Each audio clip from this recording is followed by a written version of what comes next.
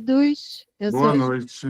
Gás, assessora de educação do CRQ. Gostaria de agradecer a presença de todos na nossa capacitação, do nosso vice-presidente, Daniel Pomeroy, do nosso decano, Davi Tabaque, de todos que estão aqui nessa noite, com a nossa palestrante, Claudiane Canuto, que vai conversar com a gente sobre química forense.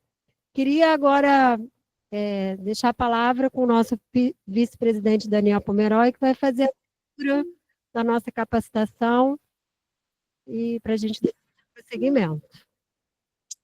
Boa noite a todos. Em nome da presidência e da plenária do Conselho Regional de Química, ficamos bastante satisfeitos e orgulhosos de termos uma maciça presença de vocês prestigiando a capacitação que o Conselho Regional de Química da Terceira Região está proporcionando a todos os profissionais, estudantes que desejam aprender e cada vez mais. E hoje vamos ter a presença da professora Claudiana Castro, que é uma pessoa extremamente qualificada para tal assunto.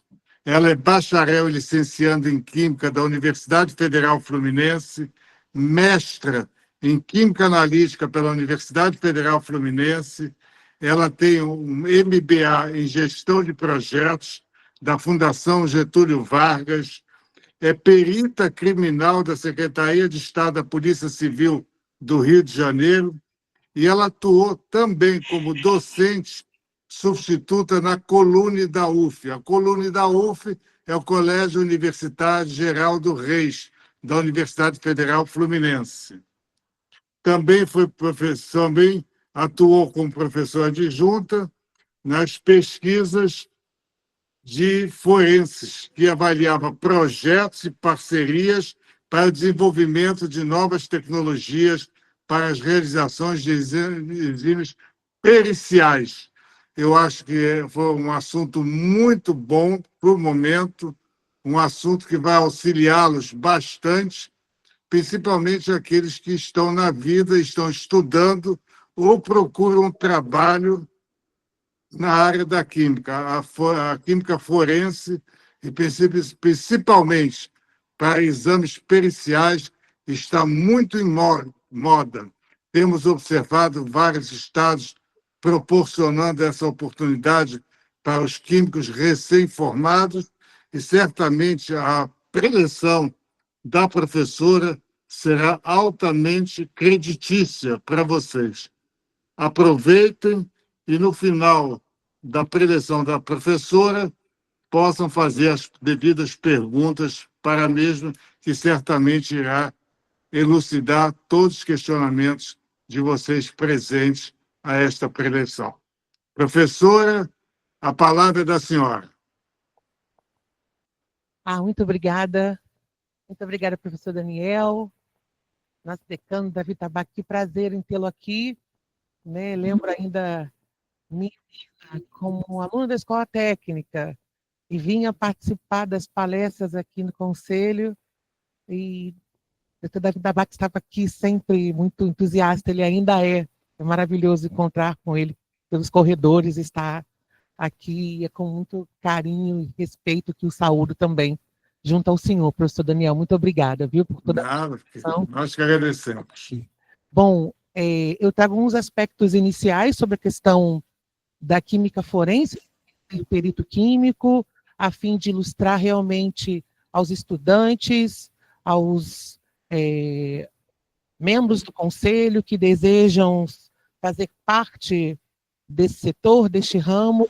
É algo muito encantador, a todos nós, porque tem esse momento de trabalho, de elucidação do que é verdade. Isso não nasce agora, ele ganha, na verdade, ênfase devido aos seriados de TV, as grandes motivações aí da mídia. Mas a busca pela verdade, lá desde que o mundo é mundo, nasce, junto do indivíduo. Então, acho que isso está plantadinho dentro de cada um, e a gente vai trazer algumas áreas de atuação aqui. A questão é bem breve, de ritos gerais. Estejam à vontade para deixar tanto questões no chat quanto ao final, e eu pretendo dar atenção. Se não conseguir devido ao nosso horário, a gente deixa para responder depois, viu? Desde já agradeço a participação de todos aqui. Tudo bem?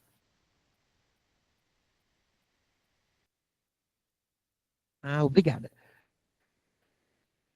Tá. Tá bom.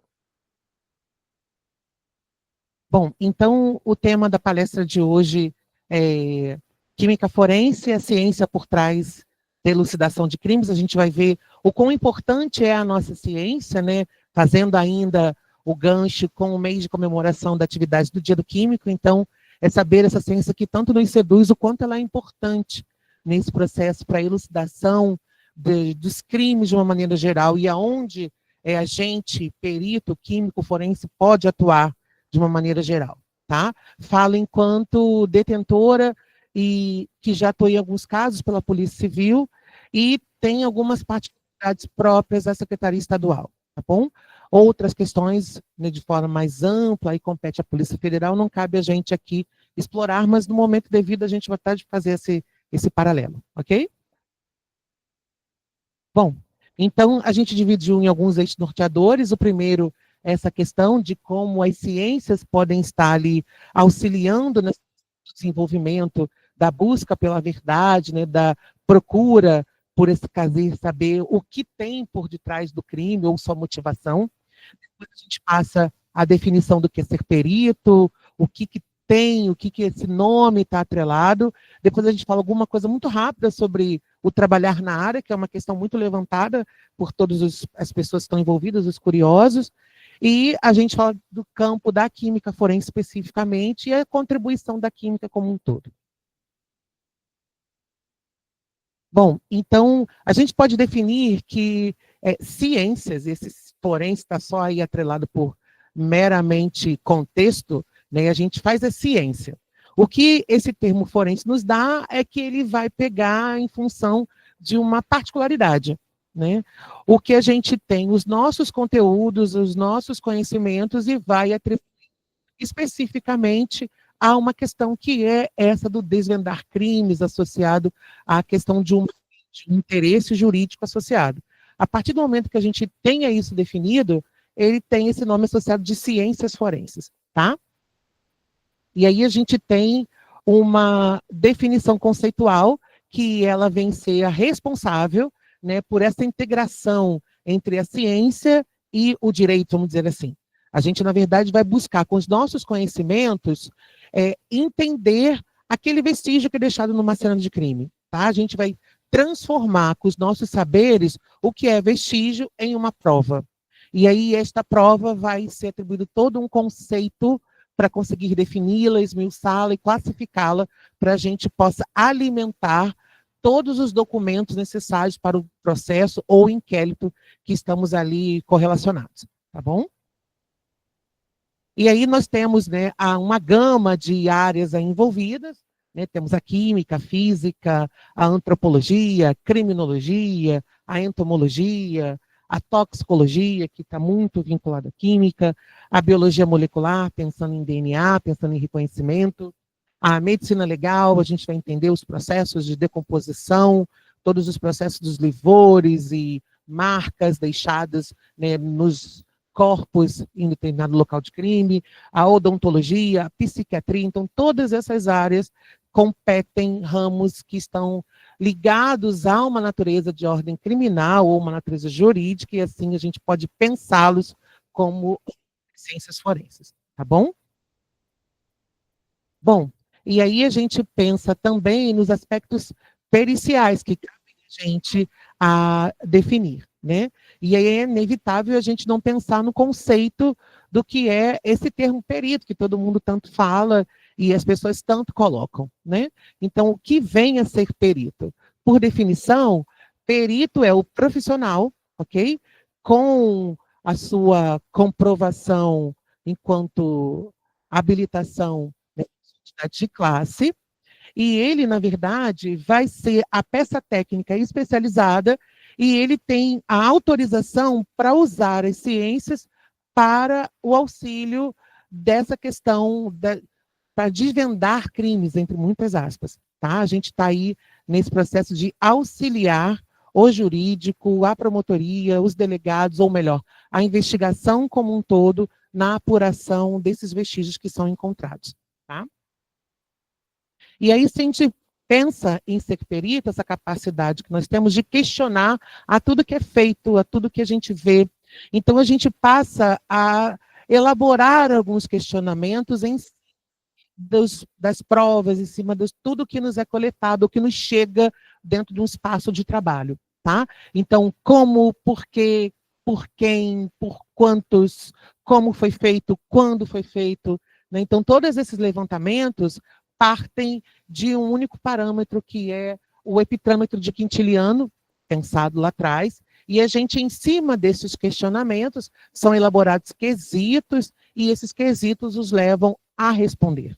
Né? É bem importante deixar claro, principalmente aos jovens que estão aqui, que a gente vai sempre responder através do uso de nossas metodologias validadas, através de protocolos institucionalizados, validados, nada vem por achismo. Tá? A gente precisa de métodos reconhecidos na literatura, validados, para que a gente depois, em cima daqueles resultados, possa interpretar e assim preencher e corresponder ao nosso laudo pericial. Tá bom? Bom, e aí entra no eixo 3, que eu passo rapidinho, porque não é o objetivo, mas é importante, porque vocês sempre colocam, a questão de como é a atuação, né, dos peritos, como vai se dar isso. Então, nós temos a partir de 3 formas. Né? Tem os peritos que são pensados como pesquisadores, que são os nossos braços de apoio, né, que é a comunidade científica, uma vez que não é possível nos laboratórios e no espaço destinado às polícias científicas ter todo o aparato técnico necessário para a apuração dessas técnicas, não é possível, né, não nos cabe, até porque quem conhece um pouquinho da dinâmica dos laboratórios de análise sabe o quanto é custosa a manutenção de um laboratório, então a gente sempre conta com instituições parceiras, e aí, na verdade, a pesquisa vem auxiliar o trabalho pericial, até porque o avanço, a cada vez que os crimes tornam-se mais sofisticados, mais robustos, a gente precisa de cada vez métodos mais sensíveis e de um arranjo instrumental cada vez mais para nos ajudar na elucidação. Então, nós temos a academia como suporte, né? Então, são peritos, vamos dizer, entre muitas aspas, auxiliares nesse processo, né? Que temos muitas instituições parceiras através de acordos de cooperação. E depois nós temos nós, peritos concursados, vinculados às polícias científicas ao longo de todo o Brasil, e temos a nomeação dos peritos judiciais, né, que podem ser convocados pelo juiz quando assim necessário, tá bom? Então, vamos ao objetivo da nossa capacitação hoje, né? Que é a gente conhecer um pouquinho dessa questão de que a química é, de fato, importante nesse processo de elucidação dos crimes e onde ela está e quais crimes a gente pode pensar, né, já que a gente tem como lema: a química está presente em tudo, será que realmente ela nos é tão importante assim? Vamos ver um pouquinho, então. Bom, eu cito aqui, de uma maneira ampla, esse primeiro tópico, que a gente chama de locais de crime, né? E sempre é o espaço de maior repercussão e de maior notoriedade, né? Porque todos eles estão diretamente relacionados a crimes contra a vida. Então, ele, de fato, é o primeiro aporte, é o que mais choque de grande visibilidade, tanto da mídia quanto do público de maneira geral. Então, como a química pode ser útil? Né? A química pode ser útil no auxílio de elucidação de acidente de trânsito, também em investigações em locais, tá? Nos é importante também em processos onde a gente pode pensar em adulteração de veículos, ok? Nos é útil para investigação de locais de incêndio e homicídios, que a gente pode pensar, que está também presente em locais aqui, são os locais de crime ambiental, que chegamos a explorar um pouquinho também. Mas vamos pegar um recortezinho para colocar um pouquinho de cada um. Né? Então, pensarmos nas perícias de incêndio, então a química nos é importante para análise de combustíveis ou de todos os materiais que são pensados em propagadores desse processo de incêndio, tá?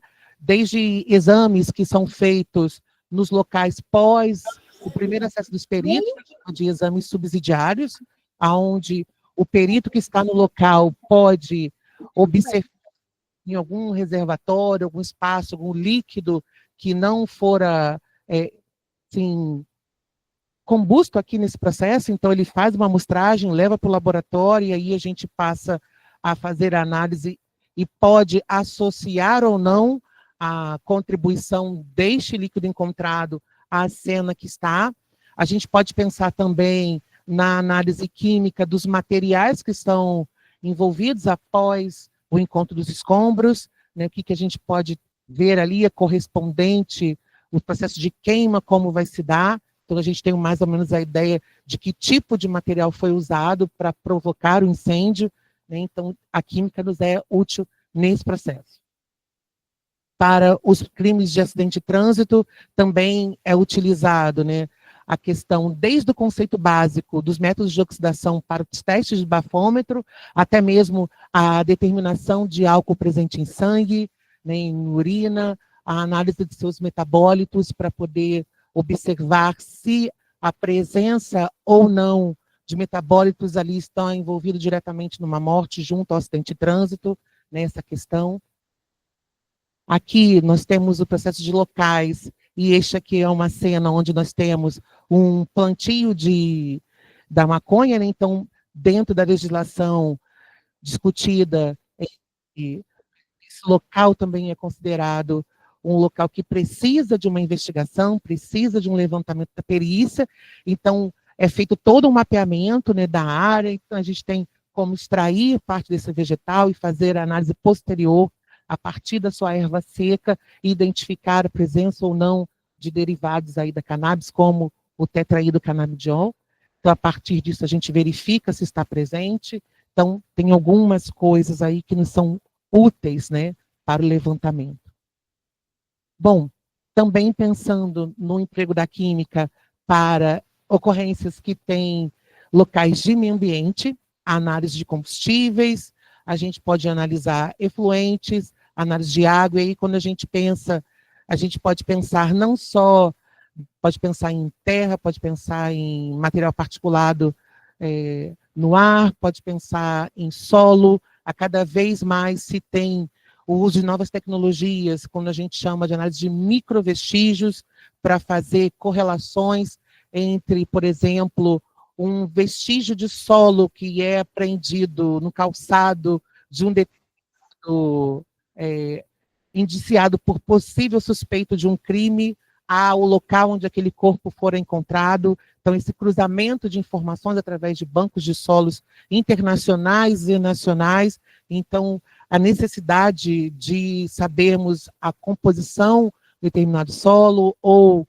a determinar a composição de metais presentes em um efluente, né, para saber se determinado é possível ou não de ter uma contribuição ali que fora colocada de forma indevida. Então, tudo isso nos é trabalho, nos é fonte de trabalho para a perícia.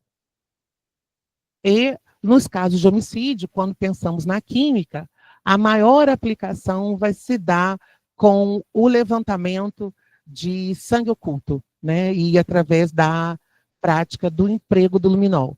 Neste caso, a gente vai ter, após a reação do luminol com seu reagente revelador, e a resposta que nós temos, né, a partir da emissão levemente azulada, e só vai ser possível a partir do momento que a gente encontra o local ou uma superfície que já fora lavada, né? Então, aquele sangue oculto passa a ser revelado, isso traz grandes indicações de um possível local que tenha cometido um acidente, ou um homicídio, ou um crime associado ali. A química também nos é útil na questão do exame de veículos, né? Então, vamos trazer aqui a contribuição de todo o processo da metalografia, né, que é a revelação através do uso de ácidos e todo processo de levantamento de ataque químico, né, às superfícies, e aí vai nos levar a possíveis alterações e fraudes sendo promovidas entre adulteração de chassis, e a gente consegue auxiliar a investigação na identificação de veículos clonados, veículos roubados, adulterados. Então, a gente tem aí a grande contribuição da química também, nesse momento, para revelar erros, né, ou adulterações que são feitas de forma forçosa em chassis e outras espécies, né, dos veículos, e, de uma maneira geral. Então, neste caso aqui, a gente tem os bem interessantes aqui, que são adulterações grosseiras, né, que são promovidas, e aí a química nos ajuda a revelar sobre isso.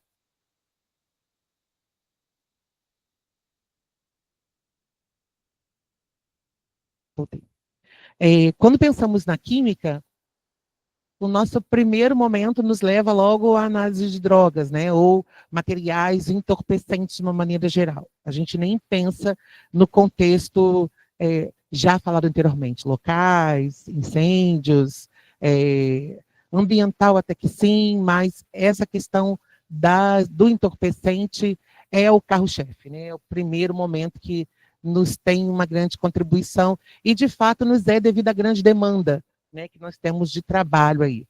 Não que as demais não sejam mais em função de grande uso e apelo, né, a gente tem apreensões das drogas, a gente sempre pensa no contexto da química forense e no emprego dos químicos também nessa questão. E aí esse aqui é todo o nosso material de trabalho, né, o que fazemos, todo o material aprendido, que já é possível verificar. E o interessante é pensar no emprego da química para exames de materiais entorpecentes, é que ela vai se dar em dois momentos.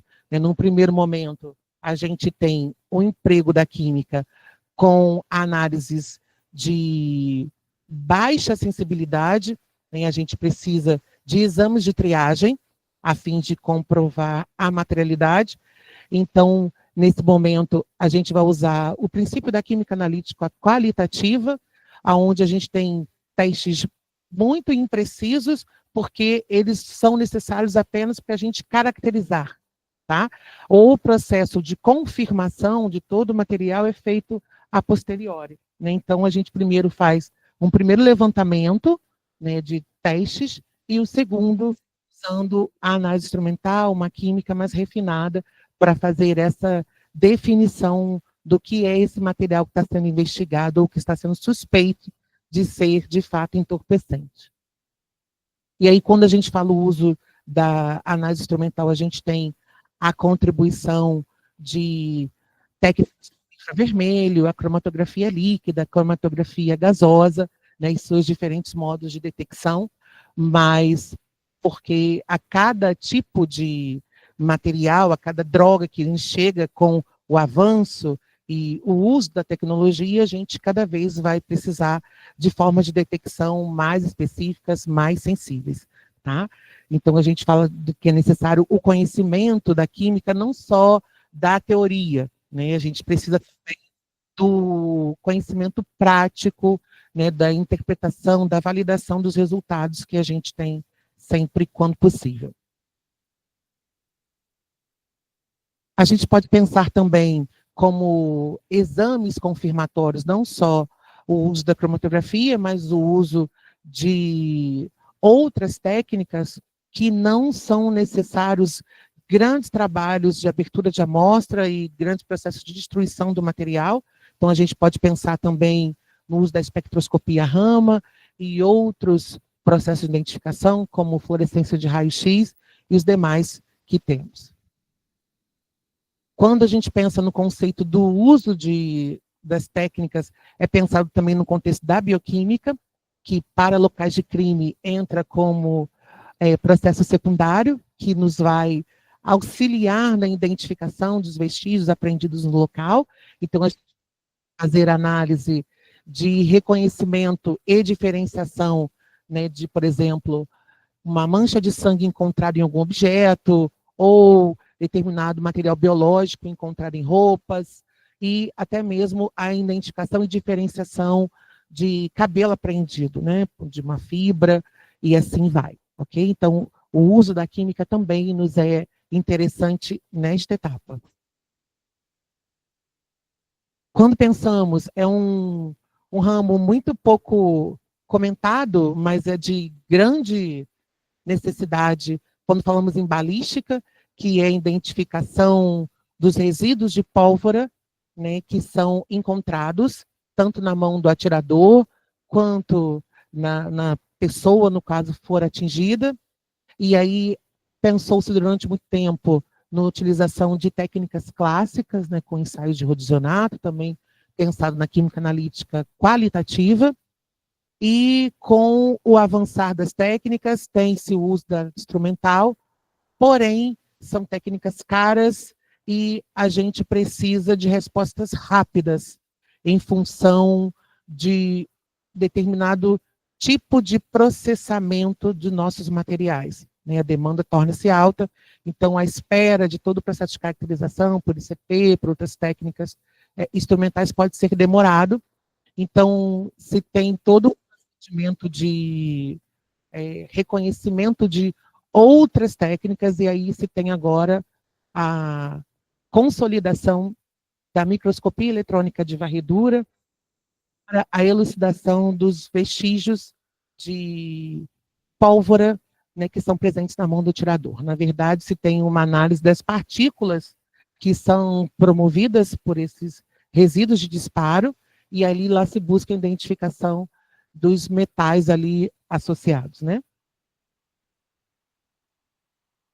Para alimentos também, nos é interessante a pesquisa entre alimentos adulterados, alimentos falsificados, então nos é útil, né, que envolve a garantia da saúde pública, a garantia do direito do consumidor. Então, o consumidor, quando lesado, pode solicitar, né, com requisição de exames periciais para que uma perícia seja feita, né, e aí se tem todos os possíveis propostas e análises lá de caracterização. Outra ramo de aplicação que eu gosto muito é o processo de identificação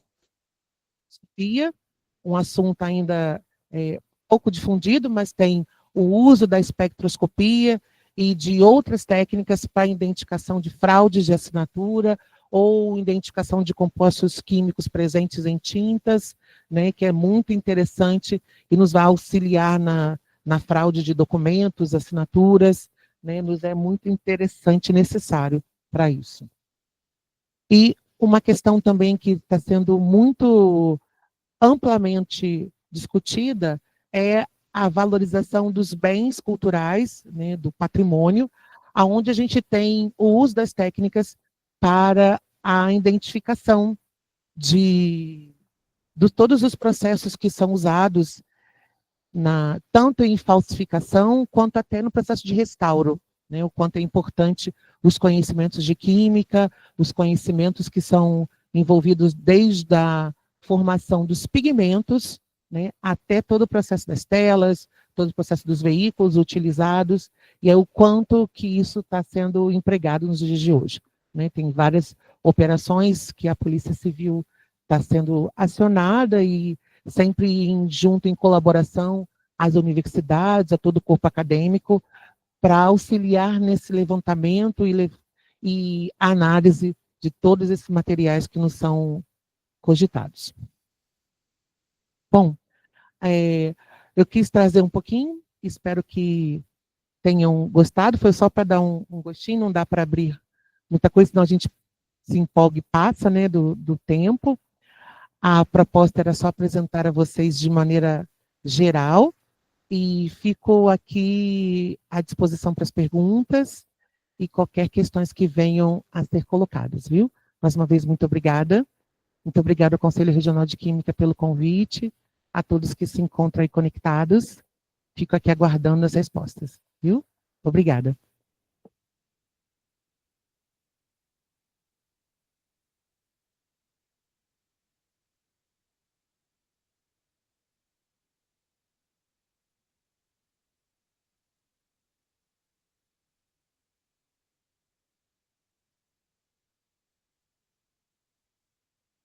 Oi, Gabriela, boa noite.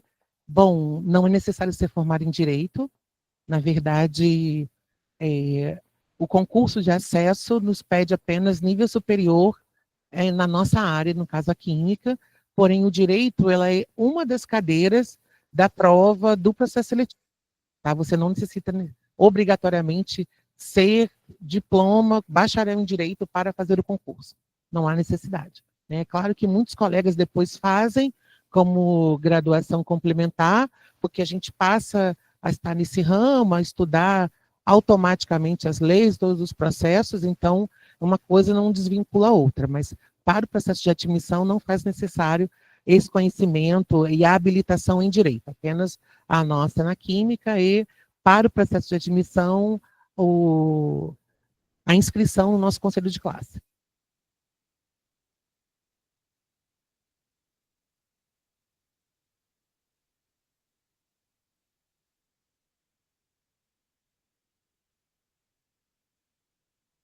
É necessário a graduação na área correlata. A gente não tem a possibilidade, por ser um cargo de atribuição com nível superior, que a gente tenha a habilitação para especialmente o nível técnico. É necessário ter a graduação obrigatoriamente. A especialização, mestrado, doutorado, nos é importante enquanto expertise, mas para o ingresso apenas a graduação nos é necessária.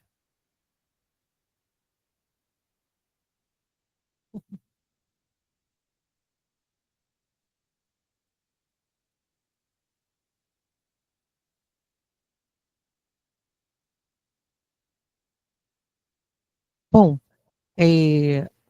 hoje há muitos cursos de pós-graduação específicos aí com linhas de trabalho na área forense.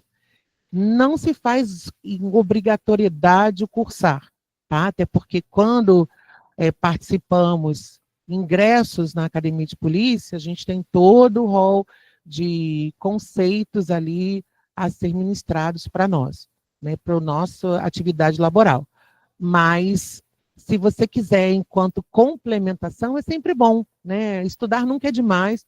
Então, se você puder e for aí do seu interesse, pode sim. Mas as graduações mais recomendadas e mais vistas dentro dos colegas que atuam lá conosco, licenciatura em Química, bacharel em Química, engenheiros químicos, todos eles estão habilitados a fazer provas, tá? E a participar do corpo.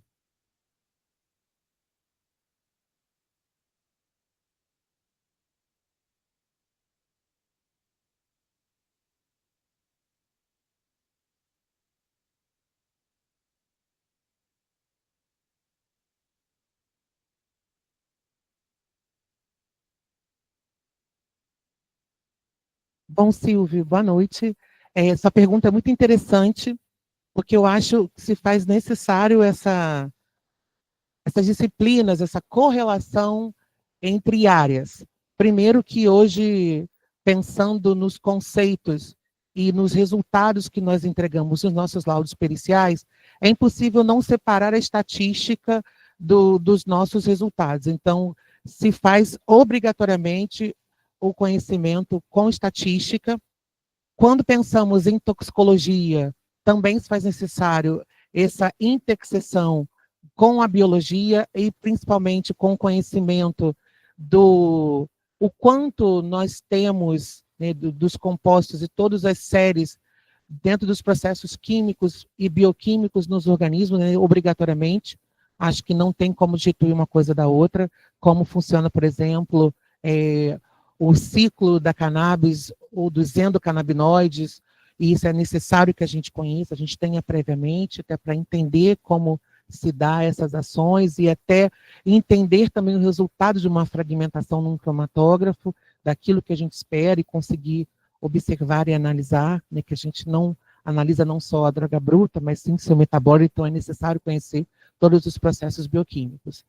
E o direito, ele perpassa, porque é como se fosse o contexto. né, a gente precisa da estatística, da toxicologia, dos conhecimentos teóricos da química, e o direito, ele está ali por trás, como se fosse um plano de fundo, né, porque a gente vai precisar ter o conhecimento legal para saber como responder às requisições e os questionamentos da autoridade policial quando aquele material nos chega para análise. Né? Ele fala, é possível ou não ser suspeito de um determinado crime, o que tem por trás, então a gente precisa conhecer, e nada mais é necessário do que o conhecimento de direito. É claro que não se faz uma questão muito aprofundada, mas tendo as noções básicas, né, direito processual e do Código Penal especificamente, nos é possível fazer bastante coisa.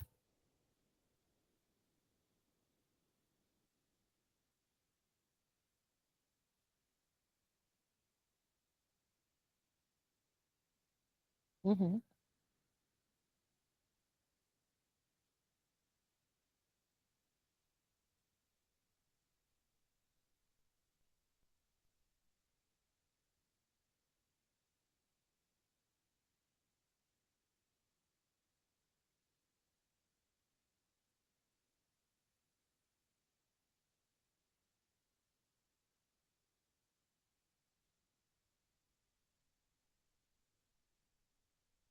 Na verdade, é necessário que a gente faça nunca uma afirmação através de um único ponto, assim como está levantado na sua pergunta.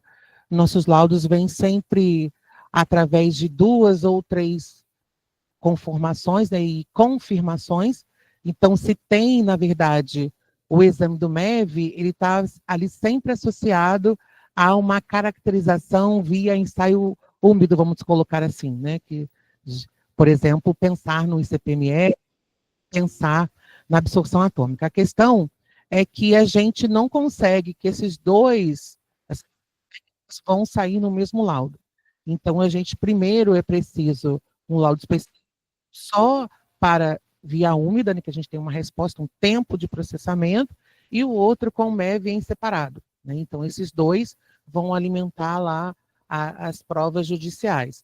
Mas, de fato, em função de todo esse universo que você falou, a presença de fogos de artifício e outros, né, presentes no meio, a gente tem um número de interferentes aí elevado, não dá para afirmar que aquele comportamento de partícula provém de resíduo de disparos. O que se faz é uma associação, porque quando se tem a técnica do MEV, especificamente todas as são diminuídos. A gente está falando que uma vítima, por exemplo, num caso de suicídio, ela está ali numa região, um local fechado, então a contribuição externa, ela toda é pormenorizada. Então a gente consegue afirmar que todo aquele material que está ali coletado diretamente na vítima, ele provém daquele resíduo de disparo. Tá? Mas tem outras técnicas que são dispostas nos laudos também para nos dar essa elucidação.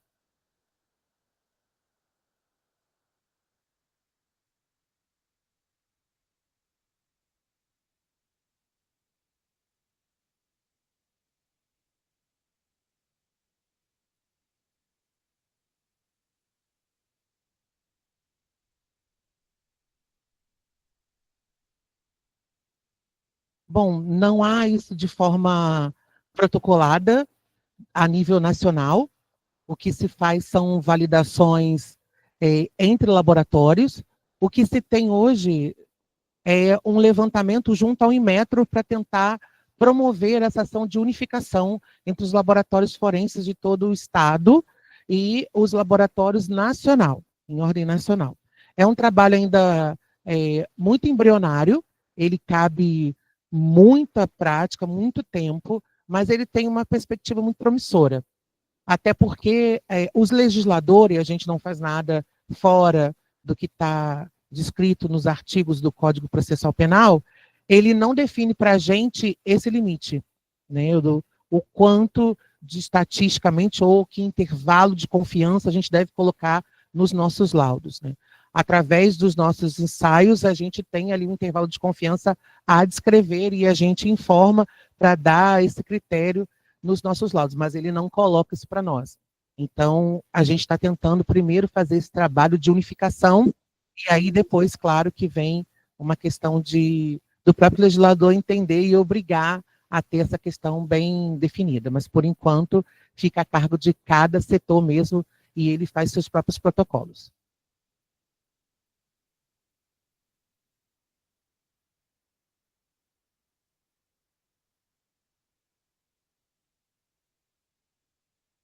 Sim, se for algo vinculado a, ao crime contra a vida diretamente, ou se, no caso, a empresa que está administrando a plataforma, se caso sentir lesada e recorrer à polícia, sempre tem intervenção da perícia, sim, quando necessário.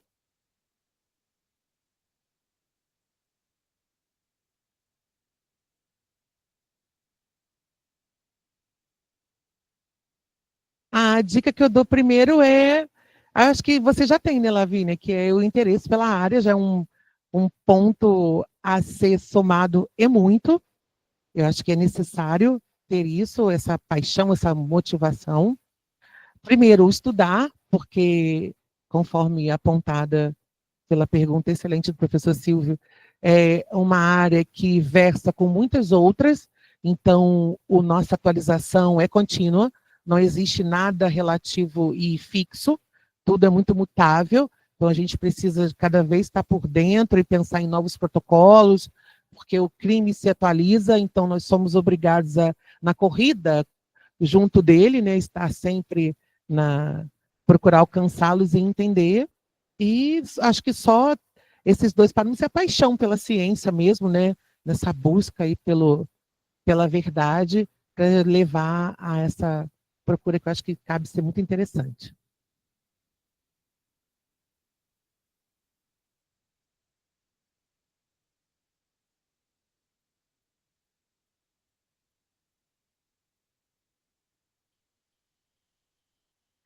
É, sim. Bom, aí de fato eu não sei influenciar, mas eu acredito que uma busca nas redes pode resolver, né? Não quero aqui fazer nenhuma predileção. Acredito que, dependendo de onde estejam nesse mundo remoto, a gente não sabe onde se encontram nesse momento, mas que procurem dentro do lugar mais próximo. Existem muitos concursos, muitos cursos e formações hoje muito boas no mercado para formação e auxílio. Mas eu acho que o primeiro de tudo é esse gostar, quanto protocolos, né, que vocês perguntam de estudo.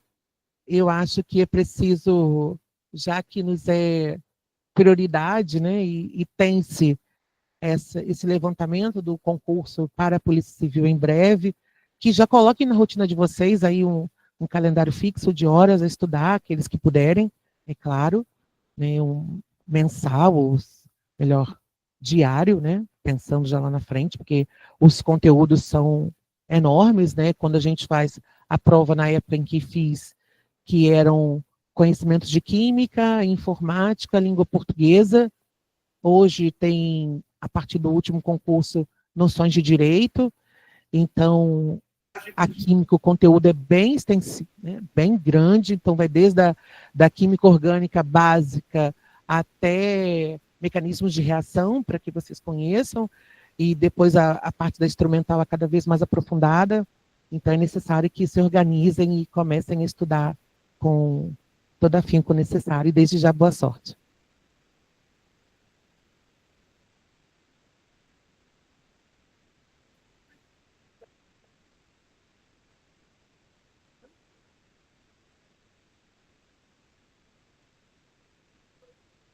Ah, que bom, que bom.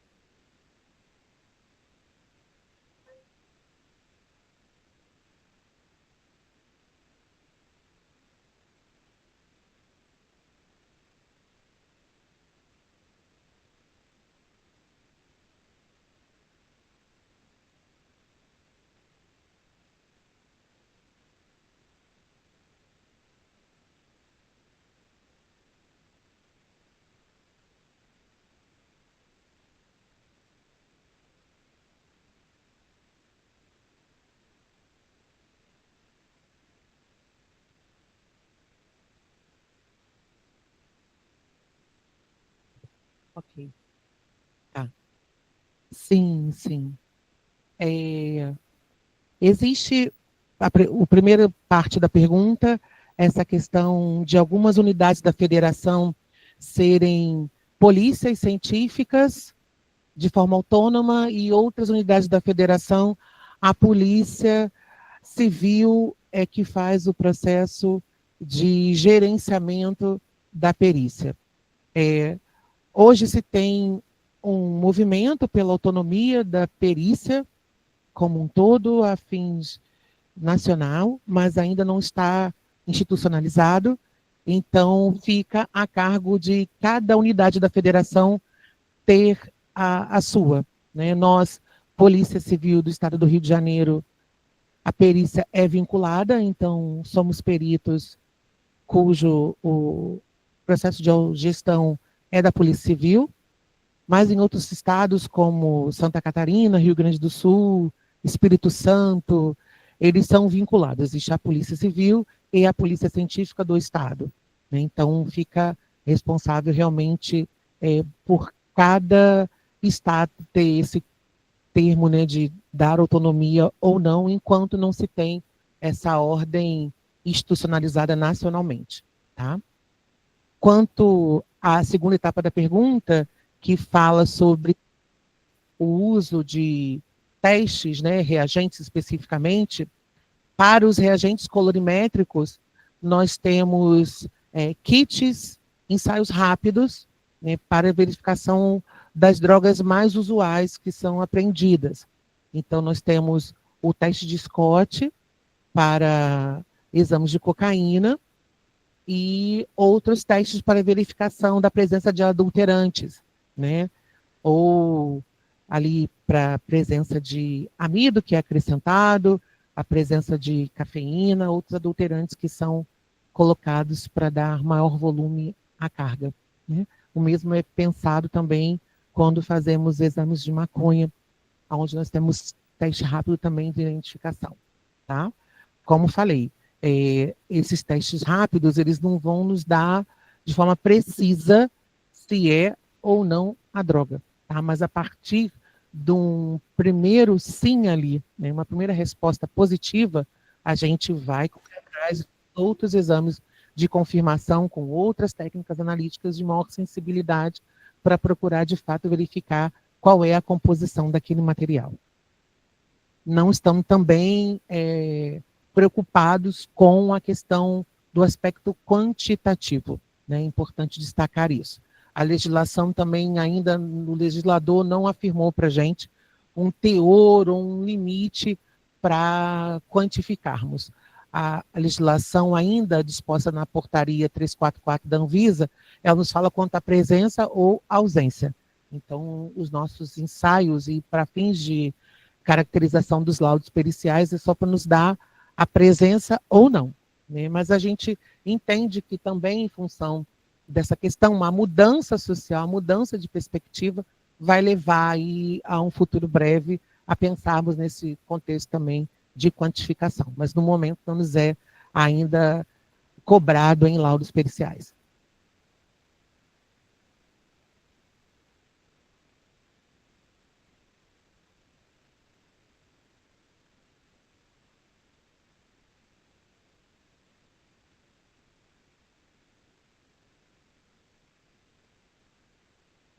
Sim.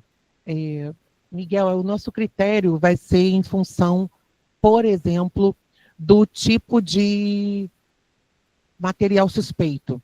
Quando temos drogas sintéticas, tem-se uma perspectiva ou a pesquisa dos seus metabólitos vai se dar preferencialmente, por cromatografia líquida e por métodos de detecção cada vez mais sensíveis. Né? Pode ser por MSMS ou outras características, né? TOF e algumas outras, porque se tem interesse na identificação daquela droga, uma vez que ela tem todo um processo de fragmentação na cromatografia gasosa. A gente não consegue, ela se perde. Né? A droga mais lábil, a temperatura que é dada ali no cromatógrafo gasoso não permite a continuidade de sua identificação. Então, quando se tem essa suspeita, já se preconiza o exame por cromatografia líquida, tá? Mas as drogas mais comuns, cocaína, outras mais estáveis, tem-se análise por cromatografia gasosa.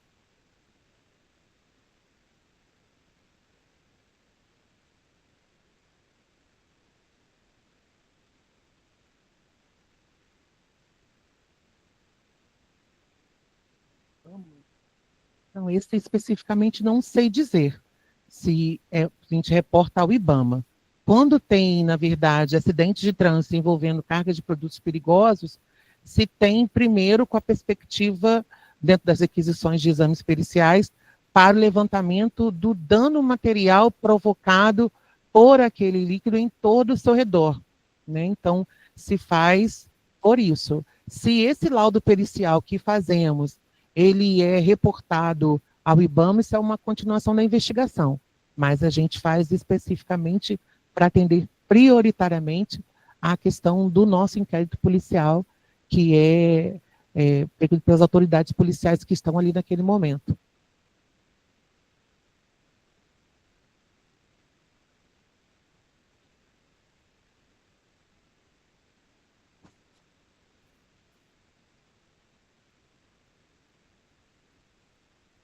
Não tem limite de idade para se tornar perito, e já me deparei com casos onde a gente não consegue identificar a droga que está presente a ser analisada, e neste caso, na verdade, os nossos laudos periciais, eles vão ser classificados como indeferidos, e se tem a possibilidade de solicitar em juízo a guarda daquele material para exames posteriores, né? Então, a gente faz a análise dentro do período estabelecido pelo CPP para a emissão do nosso laudo, mas depois a gente, solicitando em juízo, em caso aceito, a gente pode ter esse material para uma investigação posterior. E existem grupos dentro da perícia, e perícia química especificamente, aonde os colegas discutem esses casos. Então, a gente é possível uma coisa que é não vista aqui no Rio de Janeiro, é reportado dentro dos grupos, às vezes pode ter sido já verificado em outro estado, a gente tem essa troca de informações para nos auxiliar.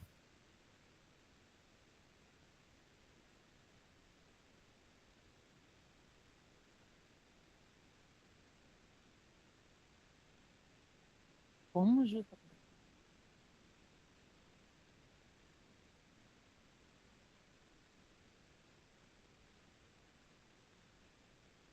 Ah, sim, é possível. É possível. Na verdade, nós somos peritos à disposição do Estado, né? Então, dentro dessas nossas atribuições, existem a perícia externa, que para fins de por aquela mostrada no início da apresentação, são peritos que atuam nos locais de crime, e existe a perícia interna, que são os colegas lotados nos laboratórios, tá? O que pode gerar o imaginário de quem pergunta é essa questão de se tem uma vaga assegurada no ingresso do concurso. Isso não se tem, e depende também da sua nota, né, da sua lotação ao final do processo seletivo também, né? E, a princípio, quando teve na minha época de meu ingresso, alguns primeiros colocados na colocação pós o período da Academia de Polícia, fora possível escolher aonde iria, mas nem sempre é possível, a gente fica a cargo da administração mesmo, designar para onde vamos. Em meu primeiro momento, eu fui trabalhar em locais, trabalhei no posto de perícia em São Gonçalo, né?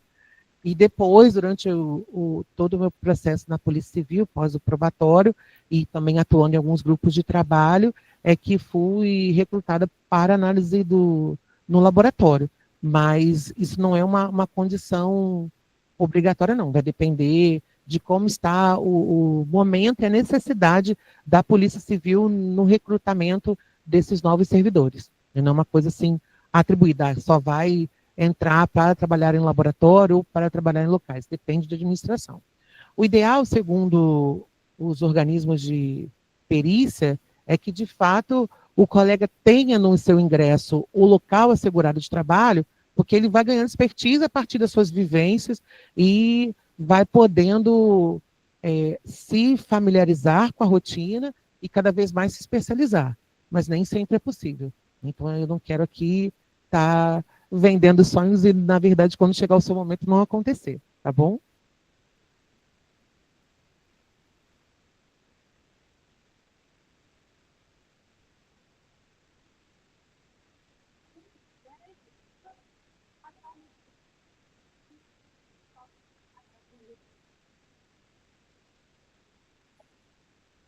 Oi, Claudiane, parabéns mais uma vez, tá?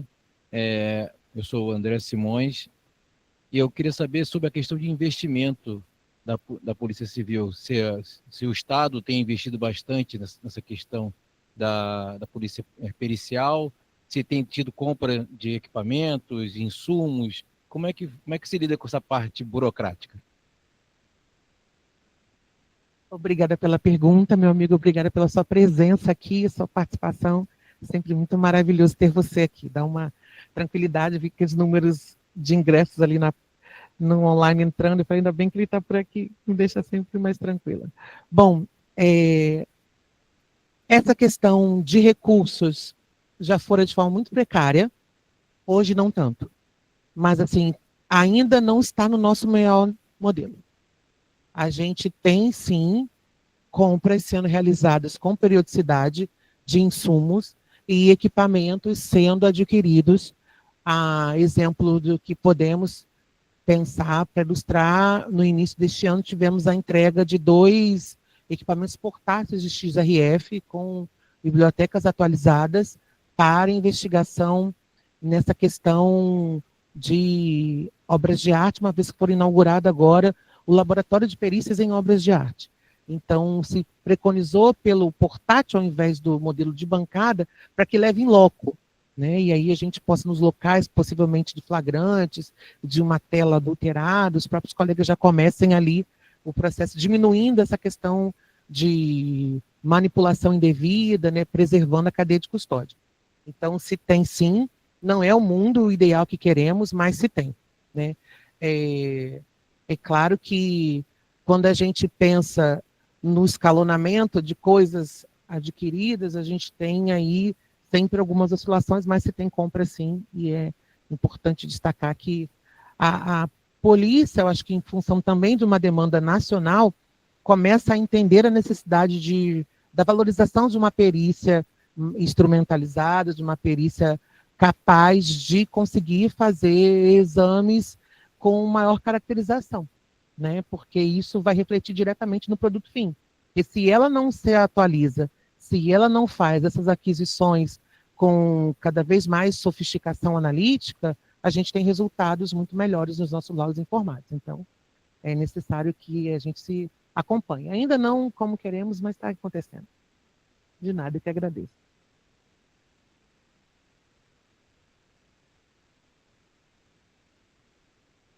Ai, que pergunta ótima.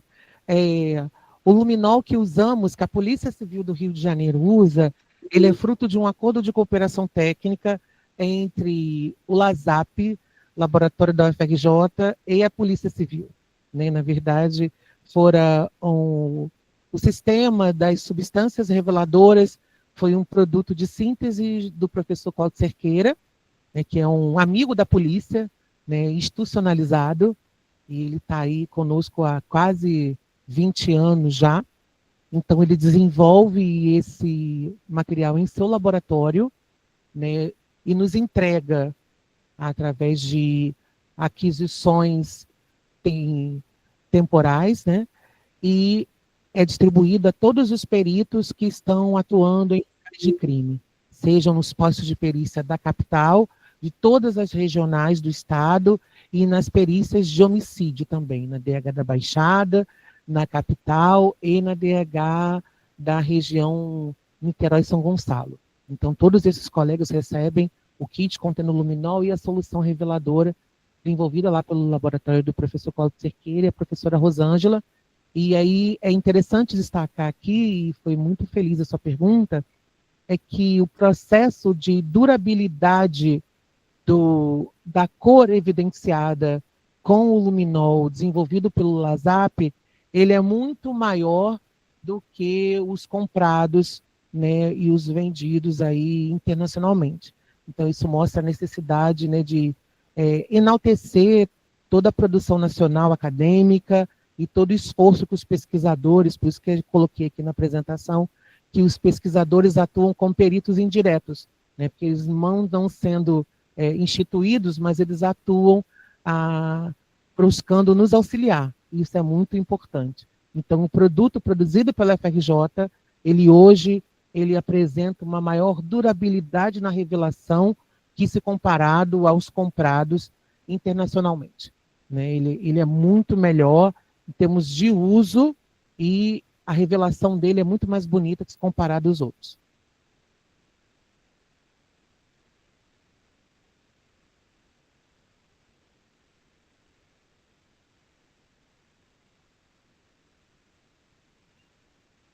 Eu não imaginava ter tanto, né?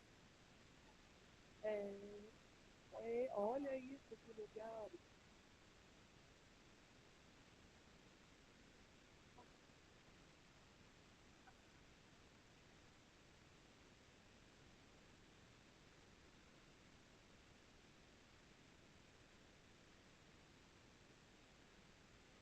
Bom, a informação que tem, Fábio, ela não é precisa, viu? Mas quando se tem nesse caso, se tem ações em parceria.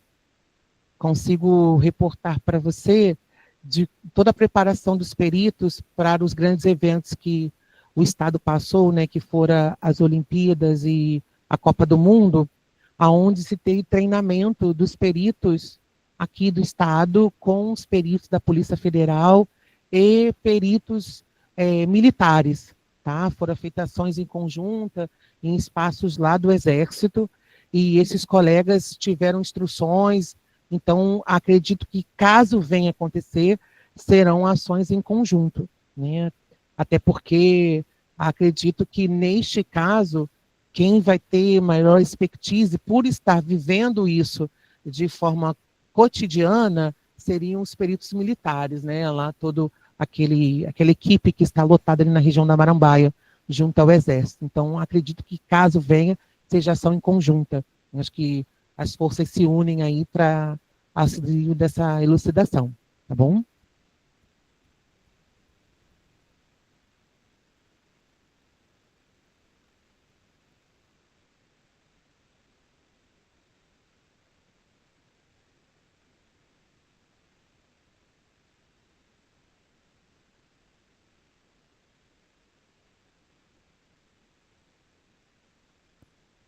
Olha, Silvio, essa pergunta ela é muito bacana e ela é muito ampla também. E ela tem vários recortes aí que é importante a gente comentar. Eu falo, enquanto a minha entrada, né, como eu comentei que já fui direto a trabalhar na perícia externa, os locais de crime na divisão, na perícia em São Gonçalo, e ali, na época de meu ingresso, a maioria dos colegas, tirando uma expertise que eu trago aqui para reverenciá-la, que é a perita Iraci, que é de extrema competência, e ela era a única no setor, então, para trabalhar especificamente em locais, né? Então, eu fui ali para somar a esse time. Então, o primeiro momento é da aceitação dentro do grupo, né? E da aceitação também da população, que é o nosso cliente direto.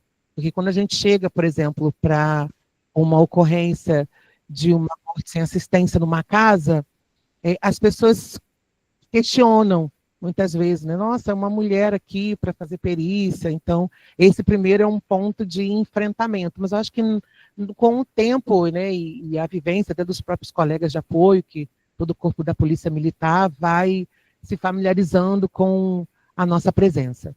Mas a presença da mulher também, ela tem essa questão de um olhar mais sensível, né, um olhar mais crítico para as cenas, que a gente passa a ter um maior cuidado, não na escuta, porque o nosso trabalho pericial ele não está preocupado com a escuta, porque quem atua na escuta das vítimas, e no caso específico, são os agentes da investigação, que a gente está ali realmente para todo o mapeamento da cena de crime, coletas de vestígio e anotações com mais rigor técnico. Então, essa questão da escuta a gente não tem. Mas é claro que um olhar um pouco mais sensível mesmo, um olhar mais empático, pedindo cuidado, né, ou pedindo uma ajuda realmente quando o caso está bem complicado, eu acho que sempre é possível, né, ou dando uma orientação, né, posterior, por exemplo, quando a gente conclui uma cena e informa a autoridade policial presente que aquela perícia ali está fechada, já está toda ali, que a gente conseguiu, de uma forma geral, tirar todas as informações a priori, a gente sempre deixa uma informação, então a gente tem esse cuidado, realmente, porque o nosso trabalho não é só técnico, né, como muitos jovens aí podem pensar, a gente também tem que pensar nessa questão do cuidado com o cidadão, né, e o respeito que a gente está ali, ou vai entrar na casa de uma pessoa, né, ou vai fazer análise de um ente que acaba de tirar a vida. Então, a gente tem que ter todo esse respeito e cuidado com que é a questão da natureza do indivíduo, né? A gente precisa respeitar acima de qualquer coisa.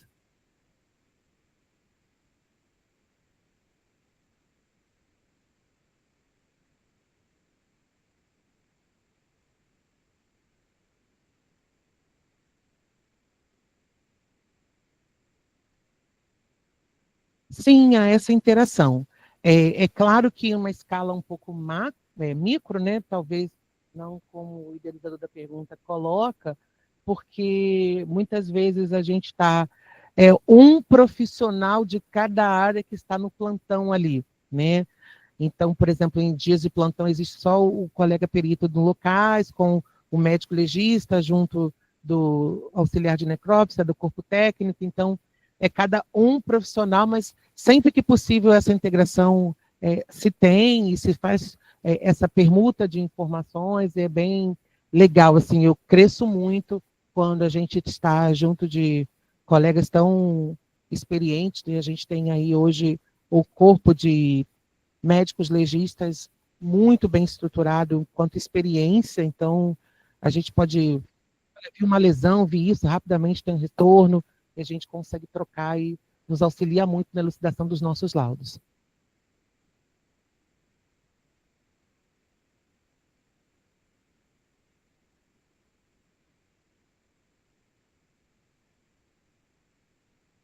Bom, na verdade, especificamente parceria não se tem, porque quando se tem a questão da solicitação do acesso da CORE, eles vão prontamente, né, nos espaços e eles começam já a fazer todo o levantamento prévio daquele local. Mas a gente está pensando, deixa eu melhorar a minha pergunta, a minha resposta.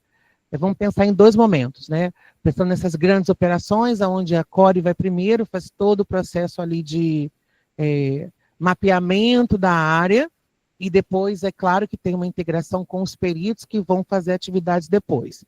O que eu estou tentando trazer é que, no caso, para quando se tem perícia, por exemplo, material explosivo, né, ou que eles são recrutados para verificar um material que seja suspeito de ter ali algum material explosivo ou bombas em caixas eletrônicas, essas coisas, aí a divisão da CORE especificamente vai atuar, e nesse caso tem a integração do perito só para auxílio nos laudos, mas o corpo da CORE faz especificamente essa ação. Mas quando se tem nas operações, se tem sim integração, a CORE vai primeiro e depois os peritos vão depois. Tem essa troca sim.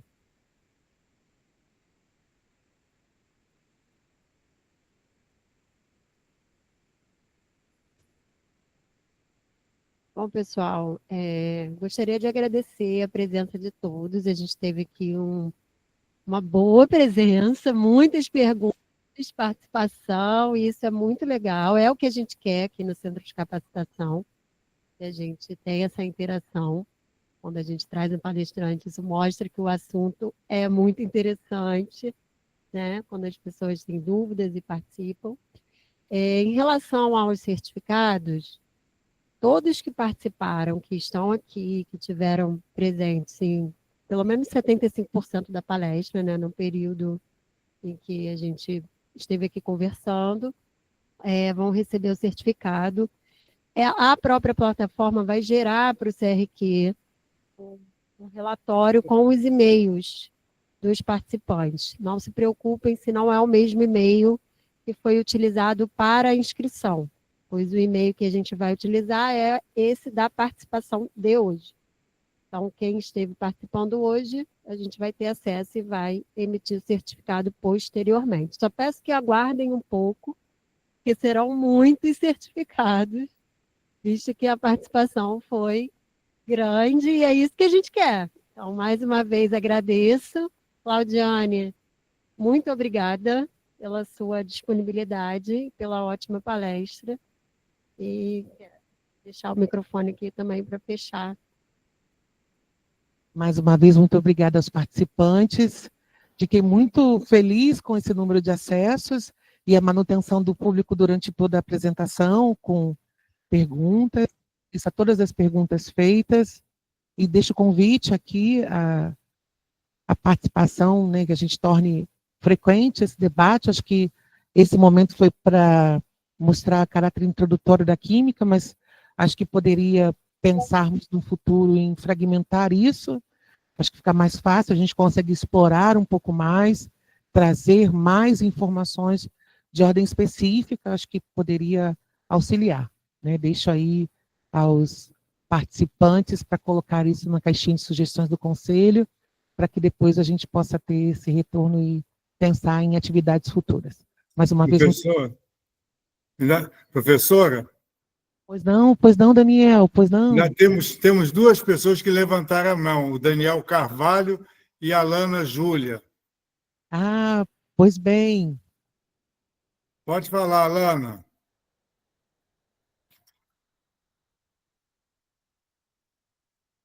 Bom, as mãos sumiram. Então, olha, professor, gostaríamos muito de agradecer a sua preleção, que foi excelente, como foi da primeira, bastante elucidativa. Esperemos contar sempre com a senhora, professora Claudiane Costa Canuto, perita criminal do nosso Estado de Janeiro, da Polícia Civil,